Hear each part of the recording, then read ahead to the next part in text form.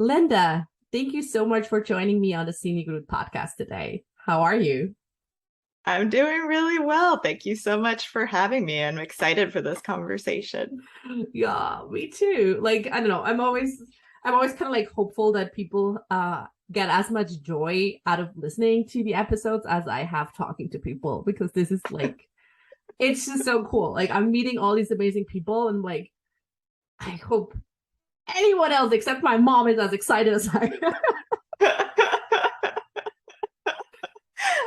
No, but like give us to get kind of like give us all an idea of who you are. Like walk us briefly through your story, like how you started, how you got where you are today, like what were like the pivotal moments in your story, the big crossroads. Yeah. So that's a great intro question. I feel like for me, this journey that I'm on started about a decade ago. And it started with this moment where I realized that I was not living the life that I wanted to live. It was, one of those moments where you open Ooh. your eyes and you see, you're like, I made the choices to get Mm-hmm. to where I am today. And yet somehow they don't feel like they belong to me. Oh. Like my life doesn't feel like it belongs to me. It doesn't necessarily bring me joy. And Mm. that was that initial kind of moment of awakening, or Mm-hmm. one of them, Yeah, right? Of just, it's a harsh one though, like yes, because then you start, that's like all of the questions, and that's the unraveling that comes after that. And so from that moment, for the next, which was in 2010, for the next 5 years, I spent escaping all of what I thought at the time were like the external cages in my life that were mm. keeping me from feeling this kind of wild Okay. authenticity that I Yeah, was can looking you for. give us an example, like what kind of cages you left at the time? Oh yeah. So it's, a relationship, a long-term Yeah, relationship wow. ended. Mm-hmm. Shortly thereafter, I met my husband. I went to health coaching school, and shortly thereafter was like, I'm done with corporate. I'm going to be a health coach full time. A leap in the net will appear. My husband and I moved from Los Angeles to Austin, Texas. Yeah. I started picking Okay, up, wow. So an all these new overhaul, like, yeah, total overhaul. And wow. so at the end of that 5 years, my entire life looked different. Where I worked, where I lived, who I was with, I Wow. had Yeah. I didn't really know very many people in Austin, so I had new friends, I picked up new hobbies. As you can imagine, the sheer disappointment and frustration when I still didn't feel the way that I wanted to feel. Mm. Oh, And that must it have been a was, hard one. yes, because that's, I've changed everything. I've Yeah. done all the things. I've changed all the big Yeah, things you in my done the external work, right? life. Like, yeah. Yes, that's what I thought. Mm. Turns out that wasn't the case, because I did all the external work, which required some inner work, right? I But mean, yeah, and I mean, it does also take courage to oh leave yeah, a long-term relationship, right? Like, it's not just like, oh, like, okay, whatever, fuck this shit, I'm yeah. gone, right? Like, yeah. Yes, yes. So there was that courage, Mm. but what I didn't realize was that I took myself with me wherever I went. And that Mm. there was a How did cage that that make you existed feel? within, there was a cage that existed in me Mm. that I brought wherever I was Okay. going to go. And that Yeah. cage is what I now call the good girl and the tyrant king. There were Yeah. these energies within me that were, the people pleasing, that I was really good at being a bit of a chameleon. I didn't, Yeah. wasn't conscious of it at the time, but I could just slightly A change who I chameleon was. between good girl and Tyrant King, depending on the Well, situation, or like, and between everything, like mm. I could kind of sense what people liked. And so I would just bring forth Oh, those you facets of enhance those me. qualities that you would assume people would like most about you. Exactly. And Oh, and in that process, I lost what was actually me. Like yeah. who What was was actually, I yeah, what actually you underneath? want to enhance, like without external influences. Yes, yes. And like, Mm. who Hmm. am I underneath all of that? And so that was really when I started what I call the heroine's journey, which was that inner journey of Mm. clearing out all that crap to try to find, like, what is me? What is mine? What have I kind of buried of myself along the way? Because oftentimes, like, we bury the facets that we think Yeah. are not going to be liked, or the Yeah. Or we emotions that we feel, think. or where we feel like we will be shamed for. Yes. Like, we don't want to feel shame. So I don't know, everything remotely, like, oh no, that could be embarrassing, or it could be shame for this, or like, we're like, just like sweeping under the carpet. Yeah. Exactly. Yep. We just push that down. Mm. And I think that creates something that is untenable. Yeah. And so that was really the journey that I went on Mm. from like 2015 to like 2020-ish, I would Yeah. say, like that next 5 years. Yeah. And in that process, that started to shift my work, because I realized as I started to do that journey and work with my own coach, and I became really fascinated and enamored with this dynamic of masculine and feminine energy as it shows up within each individual. And I realized at that point that I was like, I don't want to do health coaching. Like, I'm really bored talking to people about food.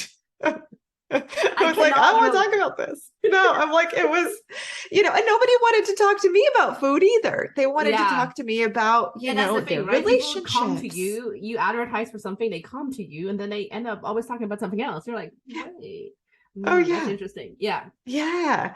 And that was the parts of their lives that I was way more interested in. I wasn't interested if they were eating kale. I was like, eat kale if that floats your boat. Yeah. Not then fine. Find something else. Yeah. And so I was, working on my own business from 2014 for 5 years. And it was just, at that point, for much of it, I was still kind of entrenched in this kind of Tyrant King, good girl energy. And the Tyrant King is like that energy that is really, it's kind of like the patriarchal masculine is a way to think of it. It's pushing, it's really dictated by what I should be doing. So I'd find myself, and by output, I suppose. Yes, productivity, 100%. It's that like productivity at all costs. Yeah. And so even though I had left my corporate job, I still brought that same energy to my coaching business. Yeah. And combined with the good girl. So there was the pushing of the Tyrant King, the good girl who was like, I don't want to be seen right now. I'm afraid to be seen as I am. Yeah. So I'm just going to kind of water down my message. Yeah. So they're both kind of like canceling each other out because Oh. And so so it was really slow going. And it was like, I basically got to a point that I was like, I don't know if I can continue to grow my business in this way. Okay. Where it's that space of, and the Tyrant King is also, we live in a world we need money. And so it was like, I need this business to make me money. And so it came with this urgency wrapped around in it as well. And that wasn't, which robs it of any like fun and play and ease, right? Like, it's just, I get it. Yeah. Yes. And so in 2019, I went back to working a corporate job and growing my business on the side. And I took probably all of 2020 off from doing any kind of client facing new client stuff. I really just took that year. I worked with a marketing mentor, Tad Hargrave of Marketing for Hippies, and like basically just I love great name. I know. Love it. Basically took that year to develop like, what is it that I do? Why is it? Yeah. What's my message? And like, who are the people I want to work with? And yes. And to do all of that legwork that I never gave myself, I never gave myself permission, because it felt like, it wasn't that income generating right away. And two, that was scary. I had no idea. I was too fresh in my business. I didn't know what I did. I didn't know who I worked with. I was still figuring it out. Yeah. And so this gave me like being able to have the corporate job and the corporate income gave me breathing room. Yeah. To be able to do that. I feel that's so important, right? Because there are two types of people, right? The one, both people have their back against the wall. And one kind of people, I like to call them the 10K, 10K people, they're like, ooh, this pressure is totally motivating me and I'm gonna go get the money so I can pay rent. Yeah. That's cool. Love those people. They're not us. And no. I bet everyone listening to CD Group is not that person either. We're like, nah, I either go back into my shell or I dive into my submarine or like, I don't know, whatever, but no. Or I get in my rebel brain mode and be like, nope. So releasing that pressure by having a steady income in a job that's not overtly exhaustive gives you more space to breathe. Yes. I think that's such a powerful decision, right? Like, I mean, yeah, like we're real people, right? Like we're not having the trust funds or like the rich spouses, like. So this is actually what we do, right? While we're busy in business. Like, I mean, I remember, I don't know, it was 2018 or so. I was in a similar position. I was like, you know, if I could find something for a couple of months, that is like a no-brainer job, right? Like you leave, you clock out, you leave, you're not thinking about it. Yeah. I don't know. It would just ease up things of like, I have to get a client. Yeah. And I did the Christmas, like the pre-Christmas run at Lush, like Lush Beauty Cosmetics, like that. And it was actually kind of great. Like I was on the shop floor, I did sales, I talked to people, it was great fun. Like, and at the end of the day, I went home, like I still had like energy to do like work on my business. I got the paycheck. I was like, fine, I don't have any other pressure. Yeah. But I feel there's so much shame around that. Yes. Like, as if you haven't got your shit together if you're doing that. It's just bullshit. Like, you actually have very much your shit together if you're doing that. Yes, it's this, and it's that kind of pervasive all or nothing, I think, that exists in our culture, right? Yes. You're either over here in corporate or you're an entrepreneur. And so, I think it really pushes. I know people who it's pushed out of entrepreneurship that really feel a deep calling to the work that they're doing. But it's like a lot of times it takes time. It doesn't have to, if we're not going to be doing the pushy, urgent, if we're not, I'm not the 10K in 10 days person. And so if that's not your jam, it's allowing it space for it to be more organic, for the growth to be organic and to take time. And it's, when I first went back, there was definitely that shame, like 100%, because it was this sense of, oh no, I failed. Like I couldn't get it together. Like you said, I can't get my shit together. How did you deal with that? Like, how did you as a person, how did you deal with that? It took, even that just took time to get to be able to reframe it, to see that it was, that I was actually doing this in support of my work, because my coaching work, teaching Koya, that's where my soul lights up. It's a calling. If it wasn't a calling, I would have put it down a long time ago, because it hasn't always been easy, right? It's like, but something keeps pulling me back into it. And so to see that it was that my having that job wasn't putting it aside.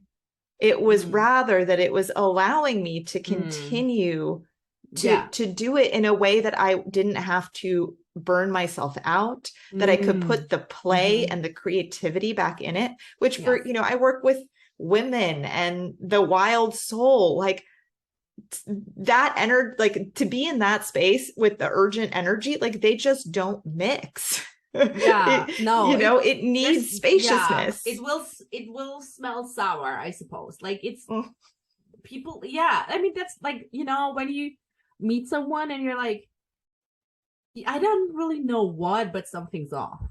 Like something doesn't match up. Like we feel this, right? Or even with businesses or with their brands, like we sometimes can't really pinpoint what it is, but we're like something's not adding up for me.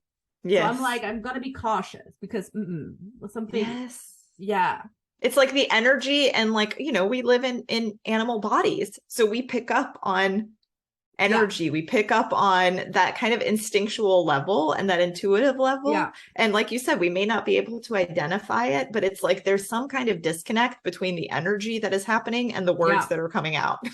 Yeah, absolutely. And I mean, we all know this, or I don't know. I say now we all know this because I don't know. I'm a human design projector. I don't know if that means anything to you, but and then path. So whenever I'm in a room, it sometimes it's really hard.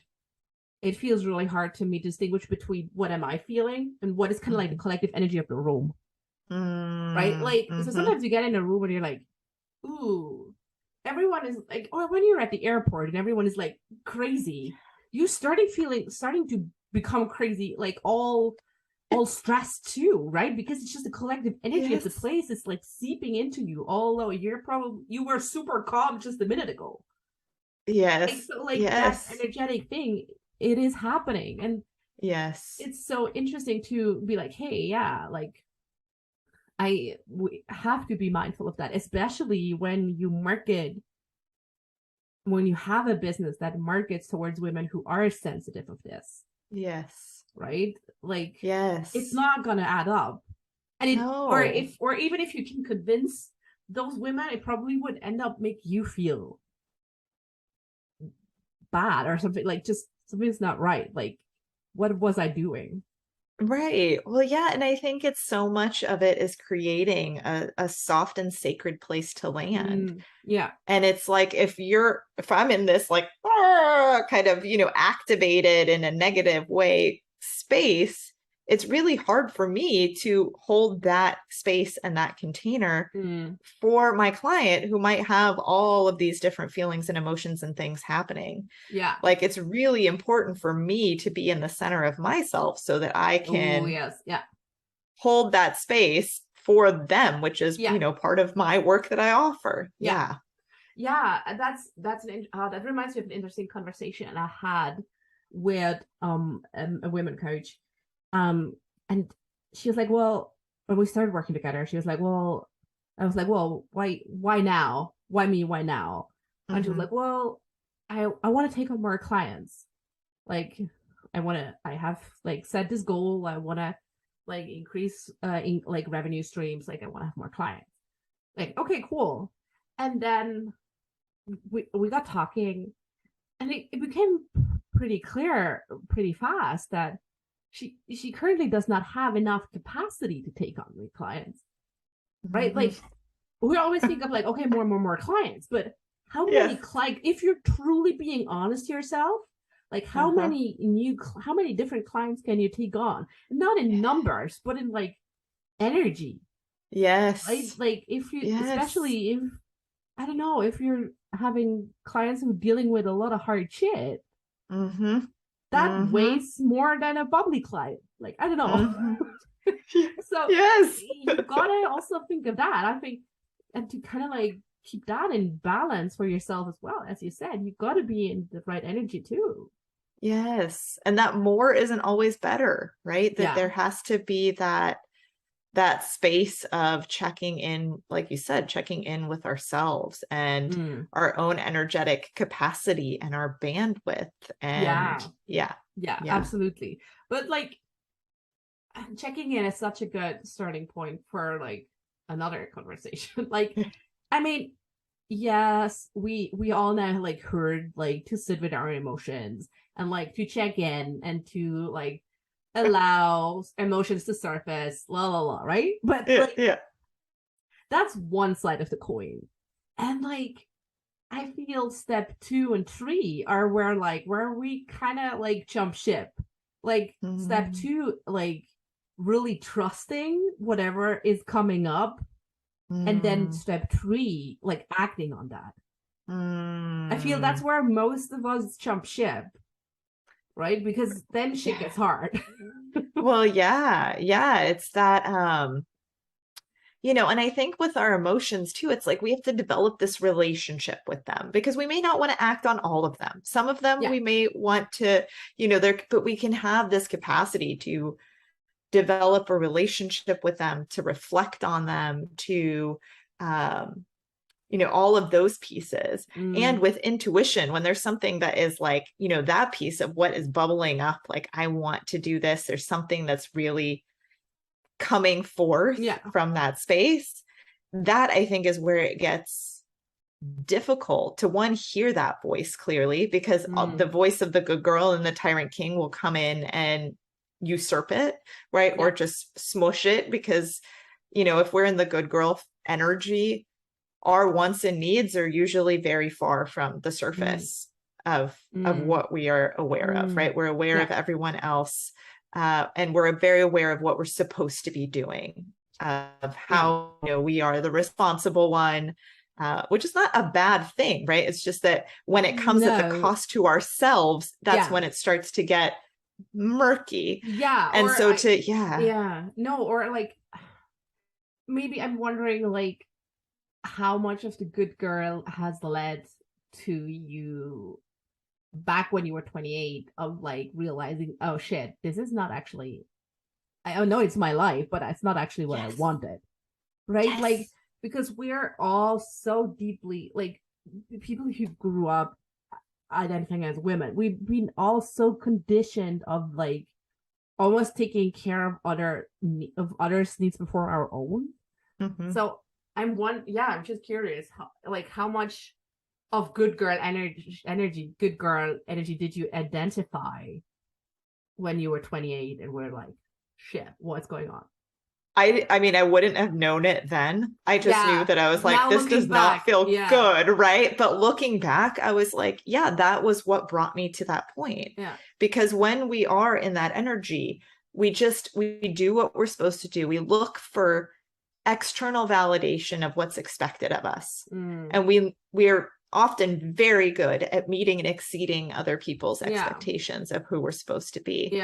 And so we go along with that, and we don't realize that it's like, we're not actually present in the decisions that we're making. And there's also letting it play like a tape run of like, and and part of the thing too, I think, is that it allows us to retain a certain level of innocence, right? Of our perceived innocence, because we never feel like we have the choice. We're just doing what we have to do. And so to come in and start to look at, like, what is it, to listen for that voice of what is it that is calling to me? What do I want? To take responsibility for our own lives and to make decisions that can sometimes be very difficult, because we can disappoint people, right? Who want us to do something different. I'm just thinking of, like, I'm still thinking of that, what he said, like, to preserve our innocence. And I'm kind of like wondering, it doesn't really stop there. I feel like, I mean, why do we want to preserve our innocence? Like, I don't know, we always get a lot of these, like, innocence is such like a perceived highly valued word, like, right, like the innocent princess, like the innocent maiden that has to be rescued, like the innocent virgin, right? Like, and are we afraid of losing our innocence because we feel we become less attractive? That's a juicy question. I mean, it's just where my head now went. Like, does it really stop with innocence, or is it tied to something deeper? Because we fear we'll be less desirable and probably less worthy. Right? That's the word that comes up for me, is that, like, where do we locate our self-worth? And it's interesting that all of the archetypes that you mentioned, they were all more female identified archetypes. Yes. It's not like, oh, the innocent prince. Like, we never hear that, right? That's not the virgin prince. What? No, that's not what we hear. And so I think that it is this, it's our worth. It's how we gain approval in a patriarchal society, potentially, right? It becomes, when we start to move past that because point. Innocence is not a value women value. Like, I don't know. I've never heard women voices talking of innocence. I'm like, wait, what? Is it a perfume? Like, it's it's a male lens value. Yes. Yes. And Let's it's just something, go out there it and belongs say to it. childhood, right? In some ways. Absolutely, absolutely. It does belong to childhood, but it's kind of like as women, as we grow up, as our body changes, we're still stuck with that innocence thing. Mm-hmm. Right? Mm-hmm. And it's just like, Mm-hmm. no, like our bodies are gloriously messy. Like Mm-hmm. if you've ever seen childbirth, like it's a mess, right? Like so, and gloriously Yeah. so, right? But Yes. it's not innocent. When I No. That's probably the last word I would think of. If someone Yeah. would ask me to describe, like, I don't know, add women identifying characteristics, Yeah. stereotypical, whatever, I probably would name innocence at the last, like, I don't know if it would Yeah. even come up. Yes. Yes. It's so Yeah. interesting, right? Like, but it's Mm-hmm. still, yeah, I don't know. We can do a poll. It's a deeply philosophical question. Are we afraid of losing innocence because it means we're losing self-worth, or we're losing attractability, or like with attractability or desirability, are we also losing self-worth? Because if no one wants Mm. us, do we want ourselves? Right. Yeah. Yeah. Oh, Yeah. And, I think it this is really something I have to changes think about. too the way that we see ourselves, right? Like when we Mm, start that maturation process to be able to decide for ourselves is, we have to claim our power, which means that in some ways we claim our power for creation and destruction. And when we've mm, been in that innocent phase, we identify a lot of times with all of the light. We identify with all of the good. We identify, mm-hmm, we want all mm-hmm, of that. And we don't want to acknowledge mm-hmm, that we have this full spectrum of power and to learn to trust ourselves with it, because that is mm. something that I think that women have not been taught in Trusting. Western patriarchal culture. Yeah, no, I agree. And like, and mostly because our mothers haven't been taught, so they had no way of passing it on to us. Um, so it's really And they like kept just us saying safe. it's a guilt-free thing, right? It's just, Yeah. yeah, it's It's yeah, and I think that our mothers, grandmothers, whatever it mm, is, a lot of the times it's like, I think what has been passed down through a lot of feminine lineages was done so because it was to keep us safe, mm, right? That to stay small, to stay quiet, to stay yeah. innocent, to stay, like But I mean, that that was to keeps on stay. repeating until today, right? I mean, it's still like the classic discourse that goes on if there's a sexual assault. Well, she wore a short skirt. Like, wait, what? Yes. Right? Yes. Like, so your mother probably told you to not dress a certain way Mm-hmm. because, I don't know, you might attract the wrong people, instead of Mm-hmm. like fathers teaching their sons, just don't fucking Don't assault touch. someone. Yes. Yes. Yes. Yes. And so there's another piece of innocence and safety, right? Mm. Like to stay innocent is also to stay safe in a certain way. Ooh. Ooh. Yeah, and then to what degree are you trading safety for liberty? Mm-hmm. Ooh. Mm. Ooh, like, I don't know. I feel Some like I need a deep gin tonic. Like, questions. we're getting, or a red wine. Like, ooh, this is like, or like, I don't know. I feel like I should have like a roaring fire right beside me, and like a glass of red wine, and be like, yeah, wait, let me have a sip. Let me think about this. Let me marinate this. this. Yes, yeah, these are not small questions. These are not Mm-mm. small questions. And No, I think that no. a friend of mine once shared something similar uh, about dogs, of all things. But she Ooh. was, Mm-hmm. she said that, thousands of years ago, dogs traded, safety for freedom when they became domesticated by humans, right? They got the cushy life. Yeah, They got food, they got yeah. shelter, but what did they lose? They lost the freedom to rove. They lost some of their ferocity. Their Yeah. natural instincts couldn't really be come Mm, out anymore. yeah. And I wonder how much the same is true for women. Yeah. I mean, there. I mean, yeah, like for sure, especially when, like when you look at how much hate gets thrown at women who speak up or just be audacious and just be like, we know what, this is me, fuck this shit. Like there gets so much hate thrown at these women. So I totally see, yeah, that there is an aspect of safety and somewhat, and I mean, in our society, in our Western white society, maybe safety in a more broader sense. But if we look at what's going right now, what is happening in Iran with the burning of the headscarves, it's actually pretty much like safety as you as a physical human being. It's actually bloody fucking real. Yes. So, yeah. And I mean, you could make the choice to say innocent, invisible, safe. Or you could choose to risk that and gain liberty. Yeah. And it is a risk. And it's like, and that's the choice I think that every woman has to make for herself. Because like you said, that is a very real thing.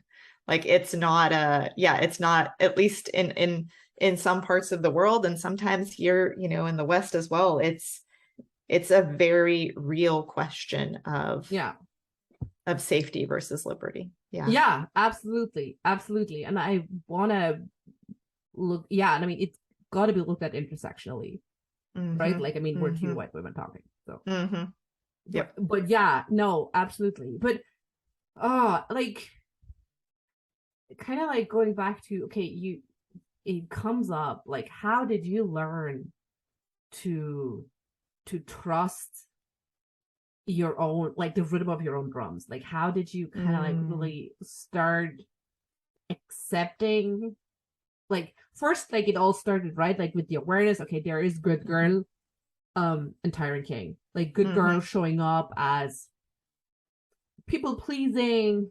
I'm just, you correct me if I'm missing anything or if I'm wrong. Good people pleasing, I'd say, could also show up in your business over delivering, like not over giving. Oh yes, like not being strict with your boundaries, like generally like caring about everyone else before your own needs, like that. And then Tyrant King is like kind of like the traditional like hustle highway, like push through until you kind of like break down because there's literally no more fuel left. And like the kind of like the spirit of, well, the meat, like the means, which whatever the means, just like the ends justify the means, or how does it go? The ends justify the means. Exactly. Now it's all about the destination. It doesn't matter how you get there. So we're not Tyrant King energy here on the city. But yeah, exactly. Like you just, I don't know, you just want to get where you want to go as fast as possible. It's whatever, like you don't really care, like in the stereotypical boxes. So that's kind of the first thing, you kind of have to be aware of that this is going on, consciously, unconsciously, whatever. And then after you identify that, how did you uncover when what drum is beating? How to trust it? That's a great question.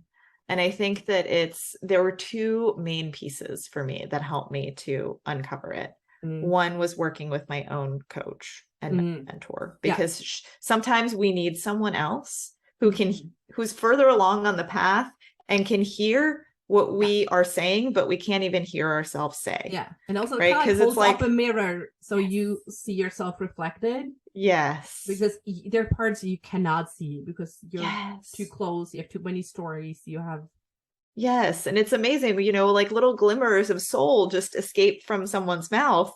And so it's having, our ears out and listening with our full body and our full soul to say like, oh, wait, let's go back and amplify that voice so that you as the person and me as the person can start to hear it for myself. I heard something. Let's like shine a light. Oh, Yes, because we're saying, it seeps out when we're not paying attention. It's just that oftentimes we don't have a lot of people in our culture who listen for it, right? We have a lot of the Tyrant King good girl who pull forth those voices, and the voice of the soul that comes through is oftentimes like, that's unrealistic, or like, oh, don't get too big for your britches, or all of these sayings that kind of smack it down. Actually even voice it.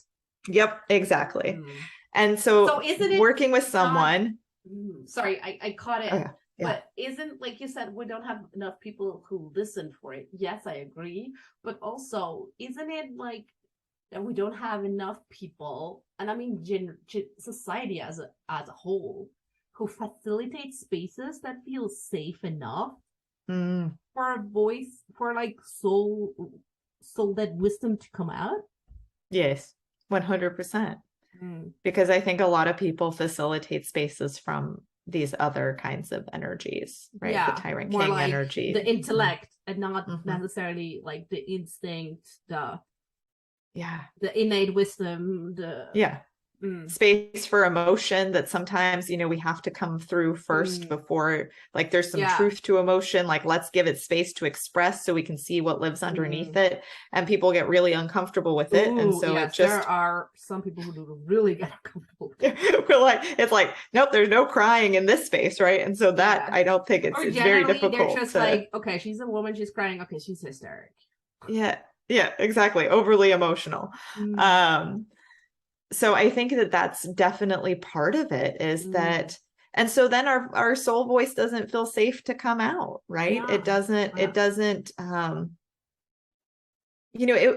it wants, and I think part of the beauty of coaching is that it can provide this fertile space. It's like, if you imagine the voice to be like a seed that's going to be planted and grow, it's like, if we put it down on the concrete, nothing's going to happen. Like, someone can just step on it and it's crushed, and then we have to redo this whole process again. And so it's about creating that kind of fertile soil, watering, providing the nourishment and the sunlight, and that kind of loving presence, and that safe presence, so that we can allow that voice to come forth and to hear it for ourselves.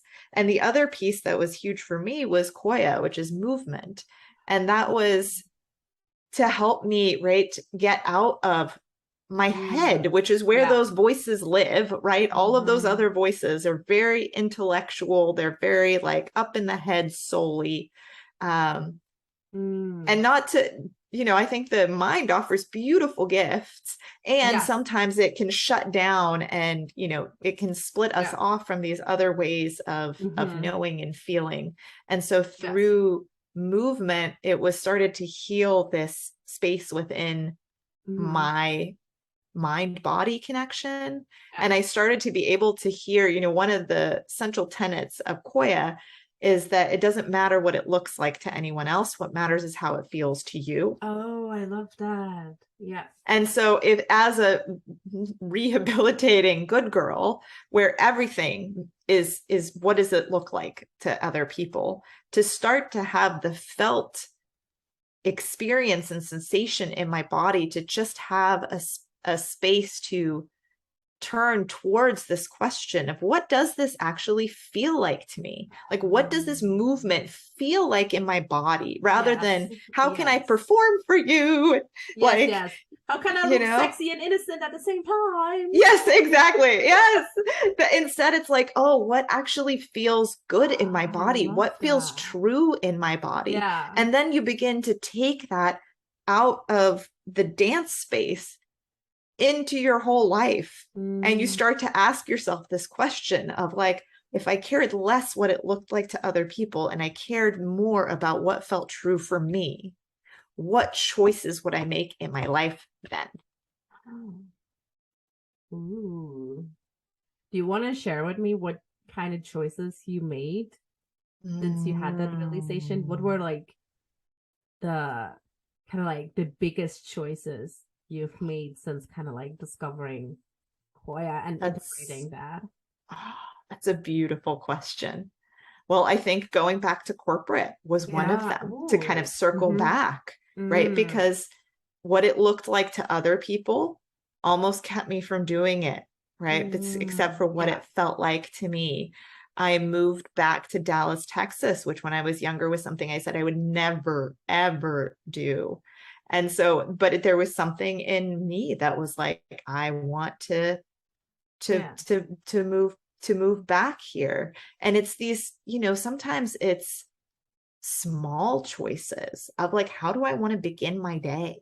Oh God, yes. Like it Right? doesn't Like, have to be like the eat, pray, love big things at the same yes. time. But exactly, like sometimes it's even like, sometimes it's these weird things where you're like, I thought like, okay, how there's sorry, a little detour. There's always kind of like this exercise I do with some clients who are really stuck on the if then thing, right? Uh-huh. If I Uh-huh. reach whatever, then.